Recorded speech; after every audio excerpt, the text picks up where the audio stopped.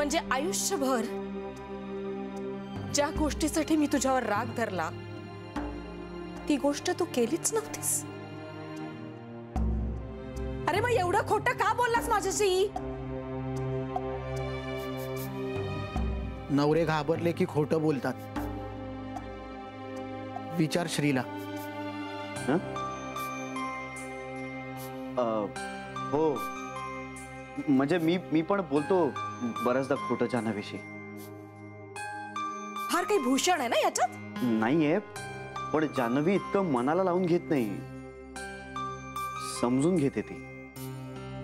तू मला खरं सांगण्याची कधी संधीच दिली नाहीस, तोडून टाकलंस तुम्हाला। पण खोटं बोलायचंच कशाला मुळात?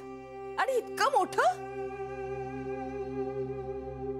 इतकं मोठं आहे तुझ्यासाठी असं मला त्या क्षणी वाटलंच नव्हतं। मला वाटलं की खोटं बोलण्यानं तुझी भुणभुण तरी थांबेल।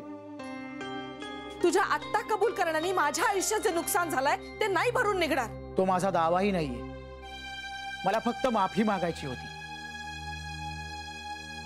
आणि सांगायचं होतं तुला की आयुष्यात मी फक्त तुझ्यावरच प्रेम केलंय आणि मनापासून केलंय।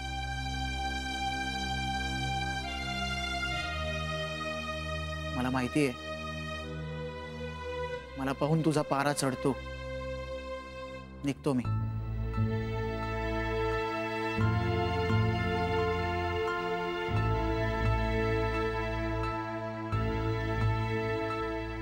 श्री थँक्स। अरे तुझ्यामुळे मला शेवटची का होईना पण एक संधी मिळाली।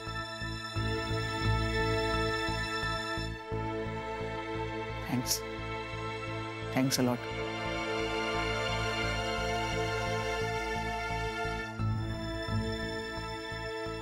थँक्स।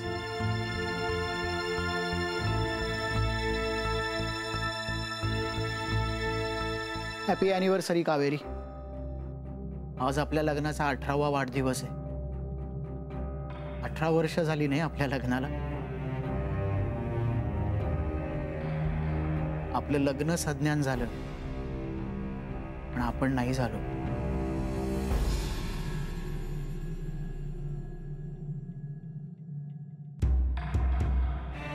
येतो मी। Good bye.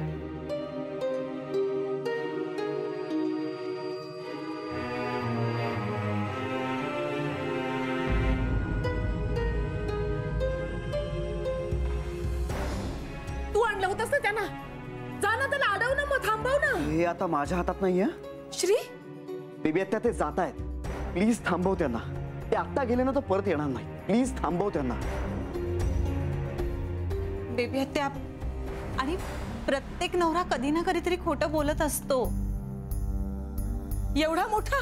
बेबी हत्या तुम्ही जर मन मोठं केलं ना तर त्यांच्या सगळ्या चुका तुम्हाला छोट्या वाटायला लागतील। आणि आमचा काही आग्रह नाहीये, खरंच आमचा काही आग्रह नाहीये, पण पुढे जाऊन तुला असं वाटायला नको की त्या दिवशी जर त्याला थांबवलं असतं तर बरं झालं असतं। बेबी त्या एकटं राहणं फार अवघड असतं, माझ्या अनुभवावरून सांगतोय मी तुला। आणि कुटुंबातली कुठलीही व्यक्ती जोडीदाराची जागा नाही भरून काढू शकत। पण मीच का माघार घ्यायची दरवेळेस? अगं पण ते तुझ्या दाराशी आलेत ना आता। मी जा नाही सांगितलं त्याला, त्याचा तोच गेलाय ना। पण मग तुम्ही थांबवा ना त्यांना प्लीज। अरे पण त्याला तसं वाटत नसेल तर मी तरी काय? बेबी त्या चुका रिपीट करून आयुष्य सोपं होत नाही। आणि फोटोशी बोलण्यापेक्षा हाडामासाच्या माणसाशी बोलणं सोपं असतं। हे बघ आता तुला ठरवायचंय त्यांच्याशी बोलायचं की आयुष्यभर फोटोला कवटाळून रडत बसायचं। मरेपर्यंत हा माणूस मला छळत राहणार आहे। देव